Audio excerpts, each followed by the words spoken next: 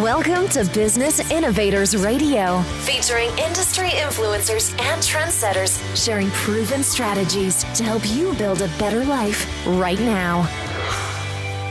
Welcome to Brilliance Business TV, conversations with leading experts in business. I am your host, Mark Stephen Pooler. We have a wonderful guest on the show today, the incredible Andrea Sadler, and she does some amazing things what I'm really interested, like breath work. So many of those things mentioned. Healing is so important as well. We are streaming live on Facebook, Twitter, Instagram, LinkedIn, YouTube. We're also on the E360 TV network. We're also on USA Global Radio and Television Network. We're also on Business Innovators Radio Network, mspnewsglobal.com. Let's bring in our incredible guest, Andrea Sadler. Andrea, welcome to Brilliance Business TV. Thank you so much, Mark, for having me. I really appreciate it. I'm really looking forward to a conversation with you today, Andrea. Let's get started with your incredible spiritual journey that started at the age of 21. Let's talk about that.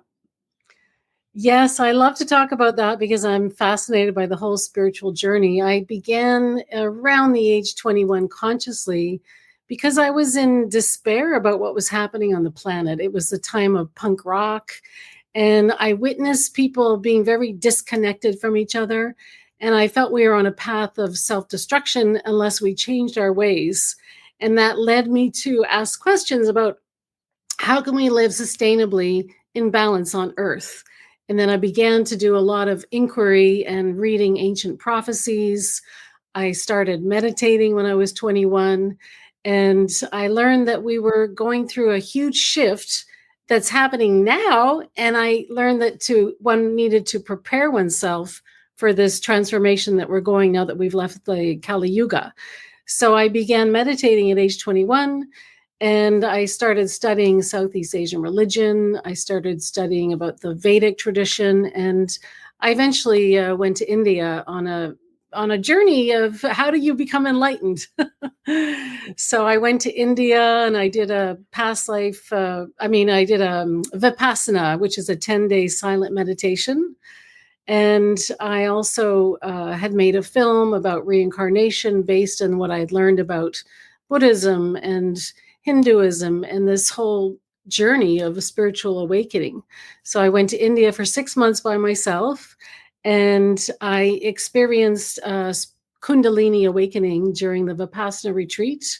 And I also perceived my toroidal field, which was activated. And I tasted bliss, which is the state of samadhi, when I was 21 during this retreat. So this led me on this journey. And I've been on it my whole life. It's an ongoing journey, Andrea, and I'm a big fan of the Vipassana meditation and just focusing on the breath. And it's all about seeing things as they are. Not everything is impermanent, isn't it? So it really helps you to detach from thoughts and things, which I love about it, just focusing on the breath. And even if it's good, if it's bad, you just watch it go by and don't get the attachments to it and see the impermanence of everything. So I'm a big believer in the power of meditation. And I know the spiritual journey, it's an ongoing journey. It can be painful as well as bliss, Andrea. Let's talk about, did you want to say something? Well, I just wanted to say about this moment of experiencing my toroidal field, because some people might not know what that is. It's our electromagnetic field that's like a ball all around us, centered in our heart, and it goes around and up through the root chakra and out in all directions like an apple, and we're in the core. And when I was in a meditation state, and I felt this bubble pop up around me. And I felt this sound, kind of whirring sound, and I felt ecstatic bliss. So I have a gift of perceiving energy, and I'm so grateful that I had that experience. And now I lead people on meditation to help them visualize that, even if they can't quite perceive it. I think that's a great thing. And I know you've got an amazing film, and I'd like to talk about that. And also your dark night of the soul, which can be very, very painful. Yes. So I've always been, I'm an Aquarian. I'm a sixth planet stellium Aquarian. So I've always had a vision of a better world. And when I wanted to make a documentary film, I studied in film. I'm an actress as well. And when I was in Japan, I heard about this sacred run coming to Japan. It was Dennis Banks is an American Indian leader, and he led this sacred run from Hokkaido down to Hiroshima and Nagasaki. And when I saw it, I had already been following my intuition, and I just knew my intuition told me this film is what you need to make because it encompassed all my interests about peace, social justice, connection with Gaia, indigenous wisdom. And so I went on the journey of making the film. However, I had every obstacle that could be thrown in front of one's way was thrown in front of me. And just raising the money was a big challenge because peace and environmental awareness were not big popular topics back then. And during the sacred run, it was a 50-day, 4,000-kilometer run, and it was a prayer for Mother Earth. We carried feathers on a staff with the prayers for Mother Earth and for all life. So we were carrying the message that all life is sacred. So I thought we were a cohesive body, love, family running for peace. And what happened was 5 women kept stabbing me in the back over and over to derail me, to throw me off, to disempower me. And I started losing confidence because I see everyone as my brother and sister. And I couldn't believe that they were being so mean to me and stabbing me in the back, trying to, derail me. And I started becoming smaller and smaller and smaller because I thought, boy, if you do anything out of the box, like anything a little bit extraordinary, like make a film, people are going to hammer you back into place. And it took me 7 years to make that film because it was so difficult to get the funding because peace and environmental awareness were not popular subjects back in the 90s. And what I discovered was people were judging me so much about being naive, like peace is impossible. How are you going to make money with this film? And I said, I'm doing this film to raise awareness. I'm not thinking about how much money I'm going to make. I'm doing it to raise consciousness.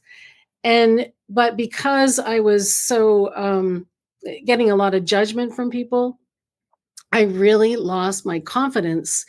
And then during the process of making the film and the post-production, I was also pursuing acting and a singing career.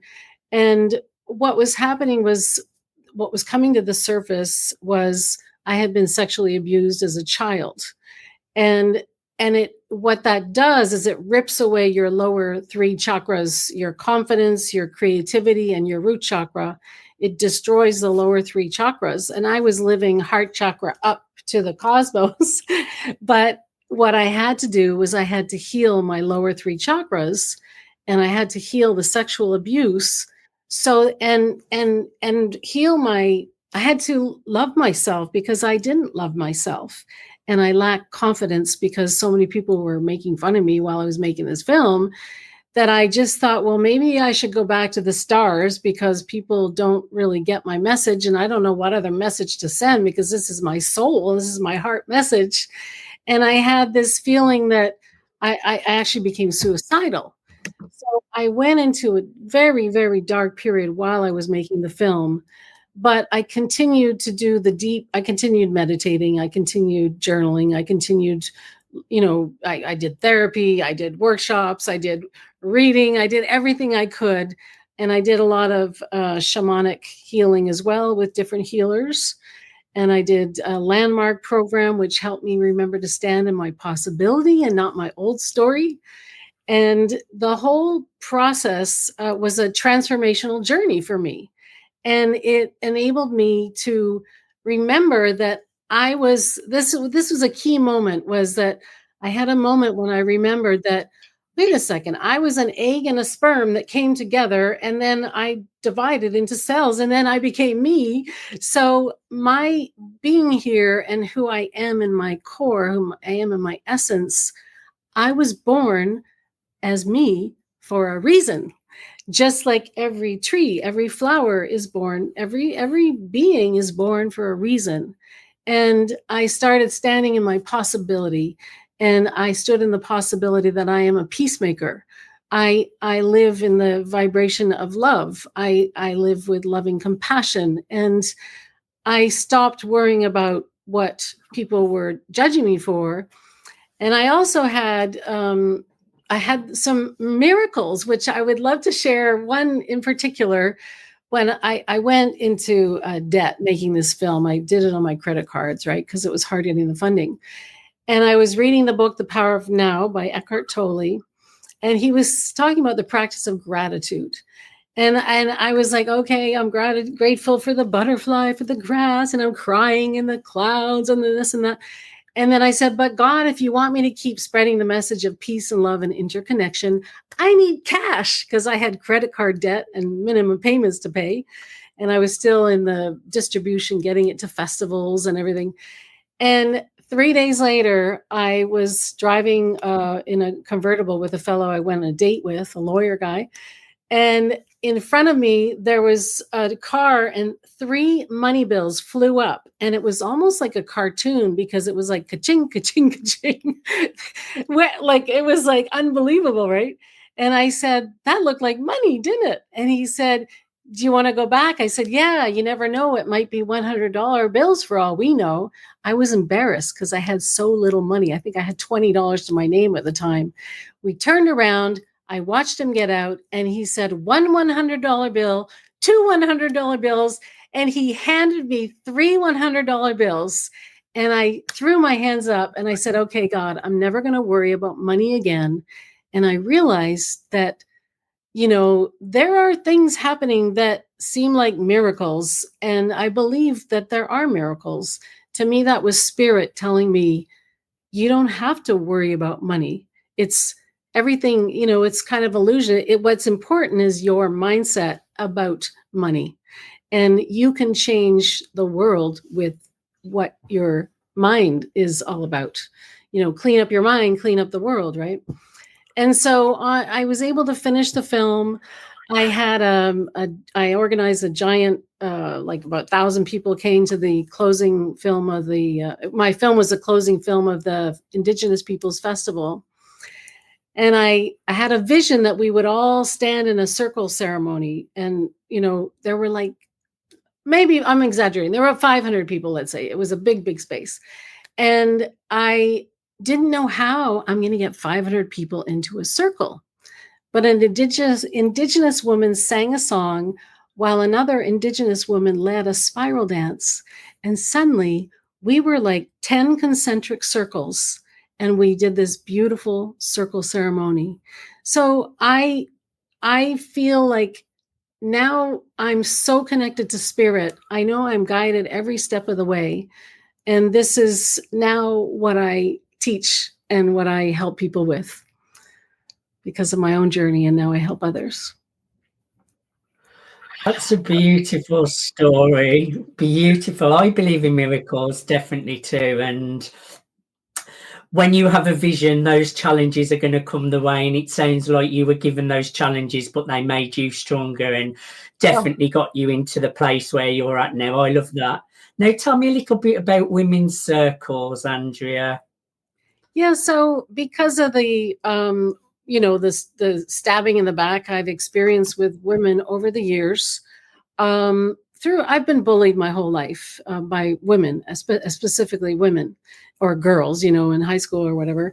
And so I started feeling this desire to step up and lead women's circles where we celebrate each other and witness each other and support each other rather than the patriarchal vision of, you know, competition, tearing each other down. And I was terrified, Mark, of persecution. Even leading a women's circle, I was terrified of persecution, so much so that I sprained my ankle the week before. A friend said, I'm going to help you. We got through it. And I've been leading monthly women's circles every month where we focus on a theme. It could be abundance, or healing activating the inner goddess, or activating the inner warrior, healing the mother wound, healing the father wound. And I've seen women transmute and blossom as they go through this month by month. And now I actually created a new membership called the Luminous Dragonfly Society. And it's all about women rising up, becoming their magnetic, magnificent self. And we are evolving into light beings. And so it's all about becoming radiant and being broadcasting light, love, and alignment. And so the Luminous Dragonfly Society includes one meditation intuition practice class. It includes a sister circle with a different theme, and it includes a group coaching call. And then if people want to get a private coaching call, there's a different membership level if they want a private coaching call as well. And I also lead a 8-week meditation program with women called Develop Your Superpowers. And I'm launching for the 3rd time a program called Activate, Align, Ascend, which is a 12-week journey through the chakras. And one of the women who joined, I said, get ready, because your life is going to transform in 12 weeks. And she said at the end, she said, boy, were you ever bang on right about that? Because her life, I witnessed their life transforming in these 12 weeks. And I don't just work with women, I also work with men. But I started working with women, I think, because I needed to heal that in me. But now I'm feeling the call to restore balance between the masculine and the feminine. And I'm actually creating a program with another male transformational coach that we're going to launch in January about restoring the balance between the masculine and the feminine. And it's been quite exciting times, Andrea. I love what you're doing in the world. I really do. You mentioned you're a transformational coach. I know you do breath work and somatic practices. You do so many great things. So just share with our audience who should connect with you, Andrea, who should reach out, who is best to connect with you. I know they can go to your LinkedIn to connect at Andrea Sadler /coach. That's Andrea Sadler /coach on LinkedIn. Who do you want to connect with?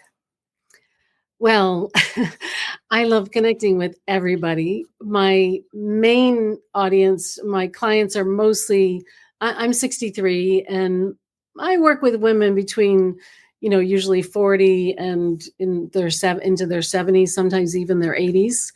But I like to work with professional women who are visionaries, and people who they know they have so much inside to express, but they feel stuck because of lack of confidence, or they feel stuck because they're afraid of persecution, or they feel stuck because they've chosen a safe path, but maybe now they're retired, or maybe their children are gone, and they want to do something more in alignment with their soul purpose and their heart purpose, rather than just, having a job that's secure, providing the bills.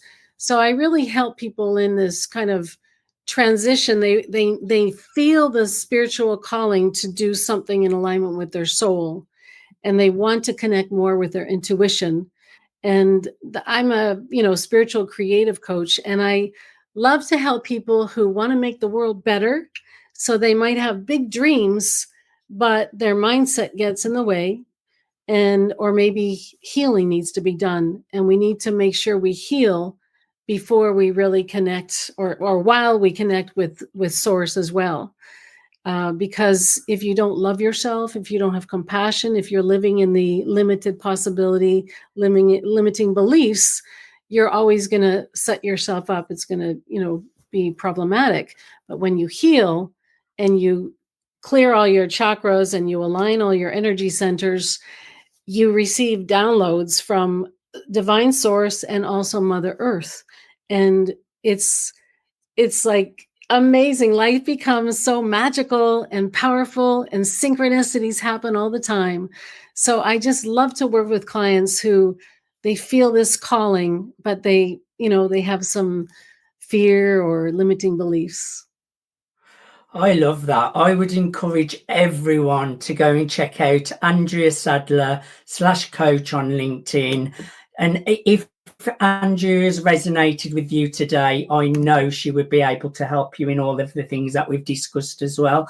Andrea, thank you so much for being my guest today. I thoroughly enjoyed having a conversation with you. Thank you so much, Mark. It's great to see you again. The pleasure's been all mine. Thank you, everyone, for joining us for Brilliance Business TV, conversations with leading experts in business. Until next time, bye for now. Thanks for listening to Business Innovators Radio. To hear all episodes featuring leading industry influencers and trendsetters, visit us online at businessinnovatorsradio.com today.